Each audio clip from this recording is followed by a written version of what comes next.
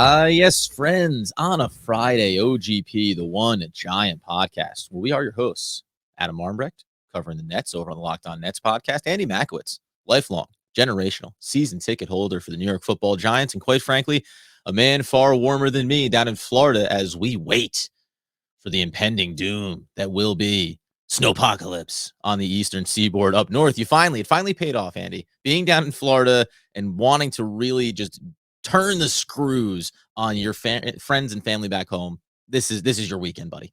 I really feel bad, Adam. And the reason why I feel bad about this whole thing is because, when I made this choice, I was like, oh, I don't know if it's going to be the right choice or not. And then the first week it was like blistering cold at home. And I'm like, oh, this turned out pretty good. Now it's just pouring salt in the wound, right? There could be up to a couple feet of snow for some people. But the pivot is you got to love meteorologists, right? Like I saw an article that says New York City could get hit with up to 2 to 20 inches of snow this weekend. And you're like, oh, okay. So you're just literally just throwing a dart, at the dartboard and hoping that it hits. What a great job that is that you could be wrong like 80% of the time. Well, I'll tell you one thing that they're not using. Data innovation. That's probably not a big part of what the meteorologists are up to. Because, by the way, that's like saying, again, when you walk outside and they tell you, there's a 50% chance of rain today. That's a 50% chance of sunshine. Go with on the brighter side. Never trend negative when you're in these situations. We obviously come back in here. We're going to dive in on a number of different topics. Not only the coaching carousel, another candidate in the door today, one candidate pulling out of the search altogether across the league. Get into our game picks later in the show as well. As we know, NFC, AFC championship battles are on the line, as is the host battle. I think I got something up my sleeve here this weekend. But before we dive in on all that, there was also, as we know, QBs are important, big members of the NFL family. Little bit of a QB debate regarding wins, the value of quarterbacks associated with lost records, and I don't know, maybe even some people exposing some truths about themselves they would have rather kept hidden. Yes. So this is an interesting one, and was something that we felt like we wanted to talk about at the top of the show. This all comes up because Jimmy Garoppolo yet again wins a game in the playoffs against the Packers.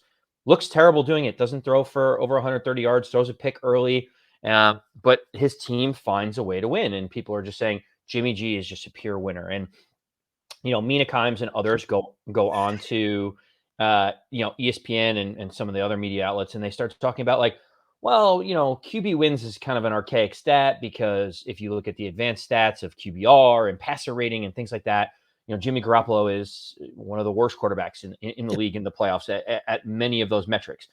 Then, guys like Jeff Garcia and some other football coaches are basically like, Mina Kimes has never put on pads in her entire life. She has no idea what she's talking about.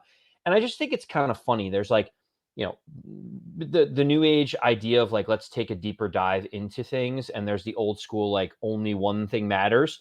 Where do you sit on all this, Adam?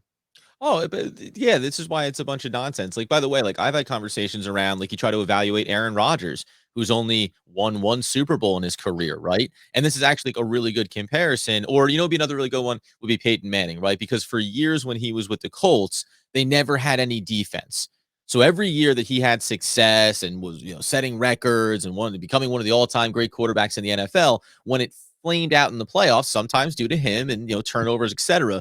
But you could always look and say, look how good Peyton Manning is, and look how bad the defense is. And that's sometimes what ends up costing you, especially in playoff football. Then look at Jimmy Garoppolo and see how terrible he is, and look how good the San Francisco 49ers defense has been with consistency, or look how good their running game has been, right? Like, look at what they've constructed there to have success, and that's where you can just bring in the little crane, pick up Jimmy Garoppolo by his head and drop him out. You could insert so many other people into that role. Now, we said before, I think on this show, like going back the last couple of years, boy, like Jimmy comes up in some big spots, right? Or he just helps guide a team to victories.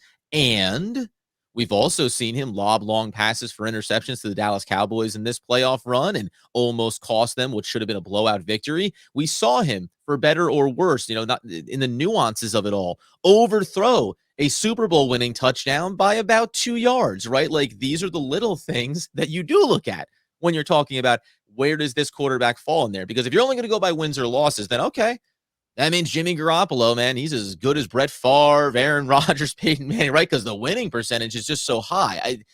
if you're only going to take a surface look at something, then that's what you end up with, is like a surface takeaway. Jimmy Garoppolo wins games. How could he be a bad quarterback? Well, everything else that I watch, that's how. Yeah, so there's I could go a million ways on this, but I'm going to keep it very as succinct as I can be while still wanting to express how I feel. Sure. I'll ask you a question. Let's just a very simple question. Do you believe that there is any GM in the league that right now would take Jimmy Garoppolo over Josh Allen? No. There's not a single one. You're saying, well, but what if, oh, but surely John Lynch in San Francisco would take Jimmy Garoppolo over him, right? He would cut off Garoppolo's leg to get Josh Allen in there. Yeah, well, exactly. And you know how we know this?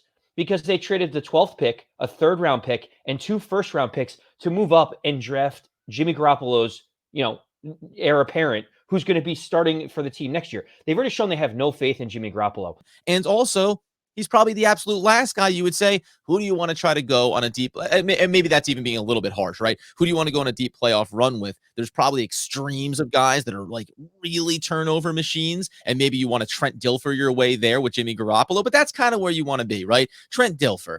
This isn't a guy you associate with like high level MVP, Hall of Fame QB play. Could you win with him? Sure. But more than likely, you're winning in spite of him, or it's other things that are being done in order to achieve that ultimate goal. Right, like having an all-time defense, or having like a brilliant offensive mind or two on the coaching staff that schemes everyone into the right positions. Like maybe those things will help a quarterback that we all think is kind of a middle-of-the-road quarterback, and that's fine for him. He's making his money. He's starting in the NFL. He's doing okay.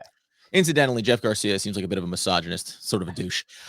Moving on to the Giants side of things, we know the coaching cycle. I was in yesterday updating it, where things stand here. But Dan Quinn, he pulled out of the coaching cycle altogether. He's going to head back to Dallas. Maybe a wink, wink, nod, nod that something's going to happen there in the future, whether it's, you got the OC, the DC. We don't know if the head coach is going to last or not. It seems like the Dallas Cowboys and Jerry Jones are doing their best to maintain their options going forward, because things didn't end great for them. And I guess maybe Dan Quinn just looks at it and says, worst case scenario, I could be a part of. We know Dallas is good, a very talented team for a second year in a row. That's probably only going to elevate my profile, and maybe there'll be even more openings that I'd be more interested in going into next offseason. Yeah, I mean that's what someone says. If it's like if I saw Holly Berry, Or if you're being rejected and by I was home. like, yeah, I was like, Holly, listen, don't say another word. I'm going to recuse myself from going on a date with you. No, like, no, thank you. Like, it's not you, it's me, right? And listen, it's fine. I think my key takeaway from the Dan Quinn piece of it is, I'm a little bummed out that he didn't get a head coaching job somewhere else, because this helps Dallas, right? Like there's actually going to be continuity for at least 1 year. If you said at the beginning of this offseason that Kellen Moore was going to still stay and Dan Quinn was still going to stay, I'd say you're crazy. They both are going to have opportunities. Now they get to have this whole coaching staff together for another year and maybe figure it out, for good or for bad, with Mike McCarthy at the helm. But at least they have 1 more year of consistency, which kind of stinks. I want as much turmoil and craziness in Dallas as we possibly can get. Yeah, we're trying to force chaos whenever we can. So we'll see how that plays out. But listen, they still have Zeke Elliott, big money on the books. That seems to be hurting them enough. Well, take the little victories when it comes to division rivals. Other guy who's in today for the New York Football Giants is defensive coordinator from the Buffalo Bills, Leslie Frazier, a one-time head coach from the Minnesota Vikings. Just what's your instant reaction on him? We talked about him a little bit going back a couple of weeks because the name has been out there.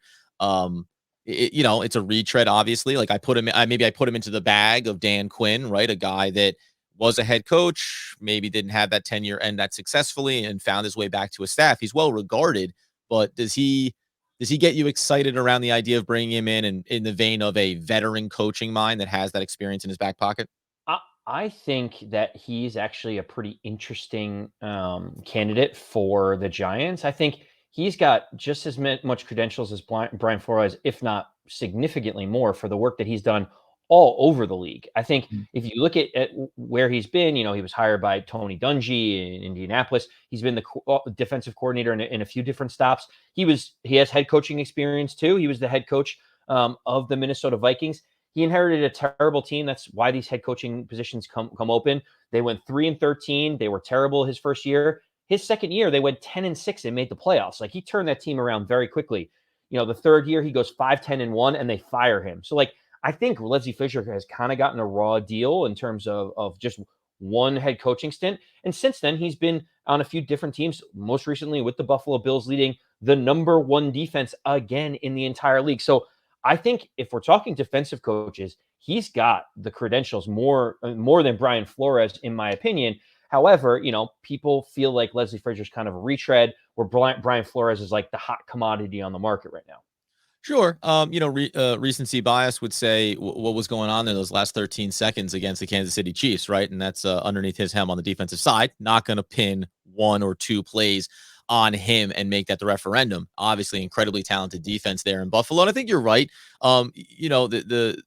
The onus that gets put on a team to look at the latest, hottest name as opposed to taking the big picture, right? And saying, well, where have these guys been? Dan Quinn is a good example of that. But I'll stay consistent. I think younger, trending younger and trending modern, quote unquote, is the way to go. But what I will throw out here is because you mentioned Tony Dungy and the Indianapolis Colts. What I will say is if you're going to go with older head coach, a coach that's been around, had some experience, one that bubbled up kind of out of nowhere, and I think like if you're doing that interview, if you're looking at those type of coaches, Jim Caldwell should have been a name that the Giants had on this list here because you go back and take a look at what he did in Detroit over 3 years, but before being let go there.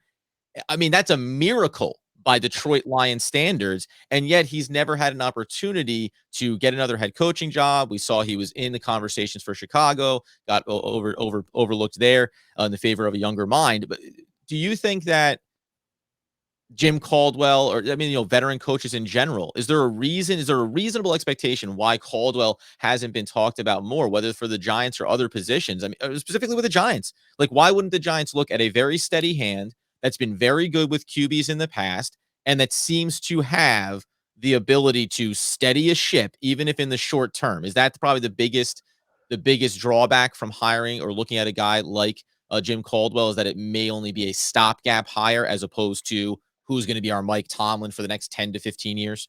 Yeah, well, I think it's more that people think they know what the ceiling is, and these are known commodities. Where some of these younger whiz kids who have never done it before or have moved up the ranks so quickly because of their intelligence, they're like, "Oh, we want to get the guy that's shooting up the rocket ship, not the guy that's on the cruise ship that's slowly going across the ocean." Right?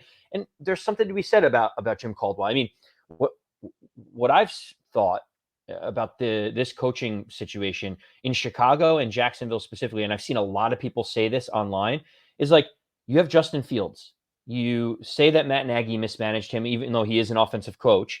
Um, you need your success over the next 5 to 7 years hinges on Justin Fields being successful.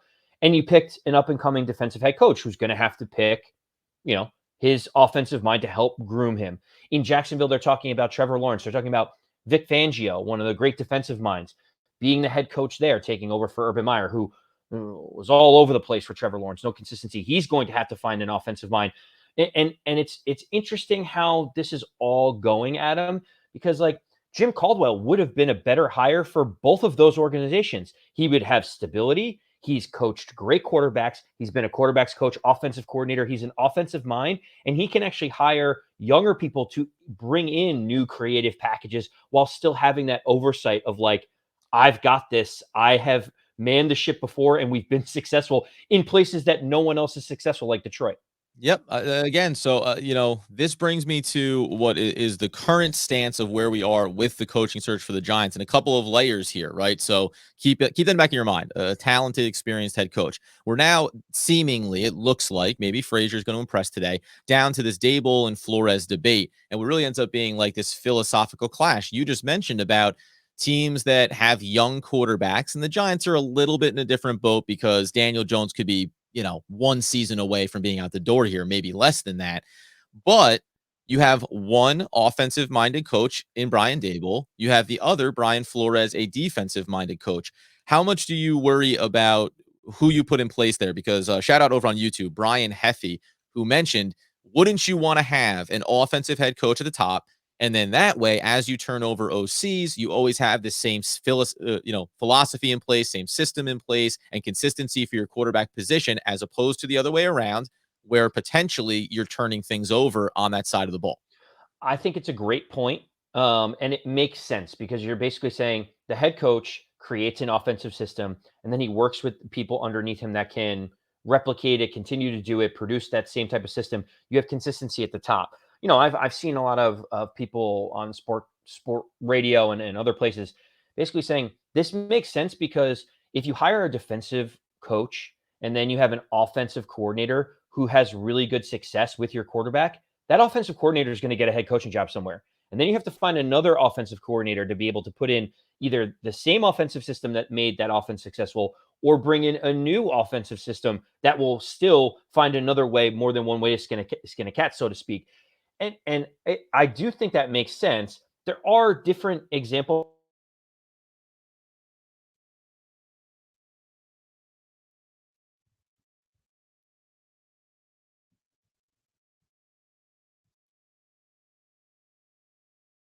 you know, for all intents and purposes, Andy Reid has been the offensive mind that's been stable. You can almost put any offensive coordinator under Andy Reid, and it feels like the ship would continue to keep on moving.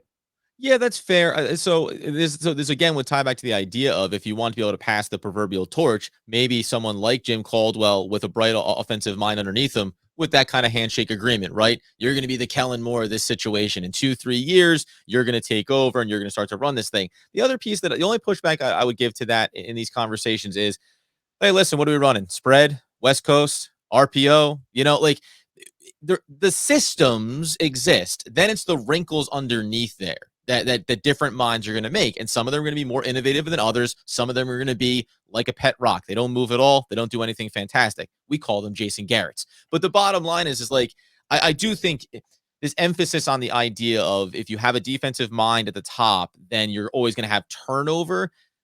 Potentially, yes.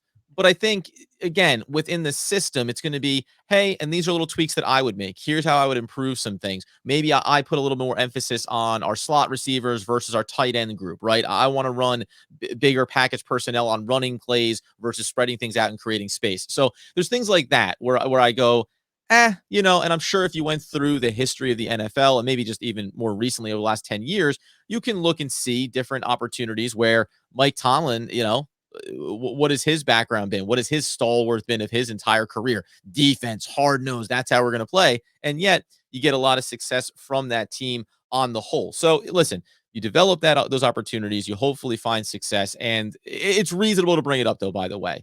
And the other one piece that I did touch on, I just wanted to get your quick take, was going to be on just on Flores quickly before we get into our game picks for the weekend.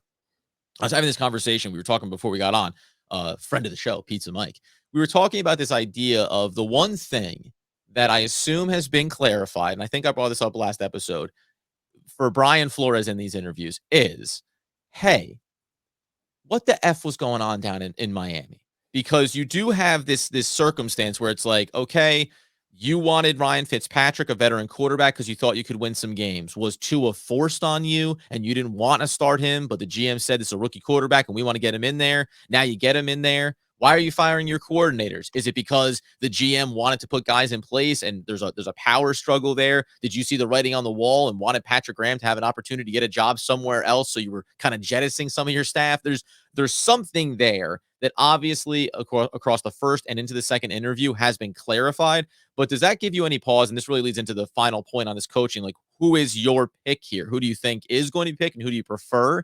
But is that something that you think has to have already been well discussed, cleared through, and is a non-issue at this point? Because it would be shocking if there were still real concerns around that and Brian Flores is interviewing for the second time. He's down to the last three candidates the Giants are looking at. Yeah, so you hit all the questions that have to be asked. It'd be malpractice if the Giants didn't ask Brian Flores. Like, you seem to be building a program there. Why did you get fired? Right? Like, that's a there's a lot of smoke.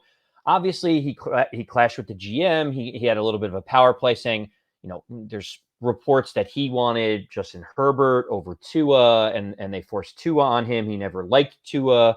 He wanted to keep putting in veteran quarterbacks over Tua. He told Tua to his face that he wished they would have drafted Mac Jones. Like, I don't know what happened, what Tua did to Brian By the way, Flores' dog, but like something clearly happened there, right? Like, there's got to be more to this than like he just doesn't like him as a quarterback, right? well, not the best tact, I would say, but also like, yeah, obviously you should have drafted Herbert, right? And yeah, I would have taken Mac Jones over you. Now, I'm not saying I'd say it to the guy's face, but there's nothing wrong being said to that. I guess the question would be, does Flores get in the building and over the first year he goes, I tell you what, Daniel, you're not going to last. I mean, is that what you're going to hear coming out as he gets into the room? Yeah, well, what I think is interesting too about all of this is, so Brian Flores has all these questions to be asked.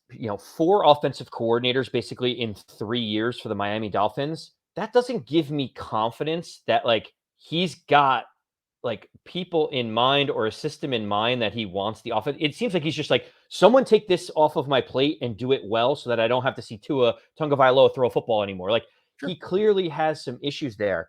What I will say, and to me, that's the biggest problem is like, I want consistency, and it doesn't seem like Flores has had that in Miami. I'd want to know, why wasn't there consistency? Were these people pushed on you by ownership and then you finally were able to spread your wings? Or are you Right. just trying to throw paint at the wall and hope that it sticks? I think one thing that's interesting to note is that when Brian Flores became the Dolphins head coach, he wanted Jim Caldwell as his offensive coordinator down there, and Jim Caldwell had to resign because of health issues. So, like, we're all talking about Jim Caldwell getting another bite at the apple. I mean, would you be happy in this hypothetical debate? Like, would you rather have Brian Flores as the head coach with Jim Caldwell underneath him, or would you rather have Brian Daboll with someone like Wink Martindale, who just became available from the Baltimore Ravens? Yeah, it's weird, man. I mean, listen, like we talked about it, when you think of the continuity piece and you say the connection between Shane and Daboll, it seems so logical, right? And then you could even go the next layer and say with him and Leslie Frazier, it seems so logical. I think, again, once you took the Watson piece off of it, that we heard rumored that that's what, Flores was looking to do. Once that gets taken away, if you clear the air on what was going on in Miami, like I think Flores is a great coach. I always said this, like, right? Like Miami is not a team that is stacked with talent, and the success that they've been having is such a autopilot maneuver from the head coach. I think that he got a lot out of that team. I think he did a great job, arguably with one of the considered to be lower echelon QBs from the total 32 in the league with Tua, right? So like I love what he did there. And if you tell me that the short term, long term, let's flip it from like what I said before, right? If the short term, long term is, listen, we want to develop a system, we want to have it in place, and we're going to have some younger guys lower on the staff that we can bring up, and we're going to put Brian Flores at the top. We're going to have Jim Caldwell running the offense. We're going to have David Culley working with our QB. And then over the next 2 or 3 years, we're going to groom a young mind to come in and take over that. I would sign up for that today. And I would even arguably sign up for that before signing up for the Wink Martindale piece, because again, Flores is a defensive minded coach. You still could be retaining Patrick Graham potentially and having familiarity there. So, the pendulum certainly swings back and forth a little bit here, but I was high on Flores, shy of some of these outside things. And if you can clear those away, apples to apples, I would want Flores over Daboll. So there's who would have thought, Adam, 6 months ago, that there would be this like tug of war Bermuda Triangle between the Buffalo Bills, New York Giants, and Miami Dolphins, right? Like it's Menage a so trois. crazy. Yeah, it's kind of a little bit of a menage a trois, a little mistress wife situation going on. It's bizarre because there's so many connections between all 3 of these teams right now. Joe Schoen coming from Buffalo to be the GM in the New York. Brian Daboll interviewing for both the New York head coaching job and the Miami head coaching job. Brian Daboll also coaching Tua Tagovailoa in college as the offensive coordinator of Alabama, right? Brian Flores being unexpectedly fired and now interviewing with the Giants, and the Giants are having to check with the Dolphins to be like, what happened? And they're like, no, he's great. Take him so we can have Brian Daboll. Like, there's this crazy circle of like events that's happening. Who would have thought that we would be in the And middle of like this infighting, right? and the name Brian cannot escape this circumstance, because Bill O'Brien lurking in the wings, waiting for a chance to get back to Miami and coach, or connections with Florida. Who knows, right? That guy just seems like he's a monster waiting to come out of his cave. Last thing at the end of the day, Adam, we talked about who you want. What is your gut feeling on who the Giants will select? Do you think it's going to be Brian Flores or Brian Daboll? I think it's Brian Flores. I think that as soon as you start to hear the speculation around Miami, I think that it's just a situation for Daboll that makes more sense. It's a team that's had a more recent winning record. It's a team that has almost $70 million in cap room this offseason. Like, that is a good situation to step into as a head coach and say, I can go ahead and immediately make changes I want and have success immediately, Where if you're Brian Flores, you're coming off of being fired from a job and you're looking to reestablish yourself, rebuild with a new organization. So I think just from a timing standpoint, it lines up perfectly for each of these coaches to kind of cross paths as they make their way to their final destinations. I'm going with Brian Daboll. So you and Okay. I are on different sides on what we think the Giants will do. Joe Schoen was there when Brian Daboll got hired in Miami. Joe Schoen Sure. was there before Brian Daboll got hired in Buffalo. Joe Schoen was here before Brian Daboll becomes the head coach of the New York Football Giants. I just think there's too much consistency there in continuity between the two of them working together that I think by tomorrow morning we may have our answer of Brian Daboll being the head coach of the Giants. We'll all be singing "No Canada." He's a Canadian. I don't know if anybody knew that. Little fun Yes. fact there on the way out the door. Listen, we'll be back in talking all things New York Football Giants. Get after us over on YouTube. Saw a lot of great comments on the last video. Happy to get into those discussions, the debates, the curiosity around Flores and his background down in Miami. Obviously, subscribe and download and listen to the podcast wherever you get those needs fulfilled. We'll be back again on Monday, bright and early, wet and wild, talking New York Football Giants. And as Andy Makowitz wants, needs, and nay, demands the people know. As always, let's go Big Blue.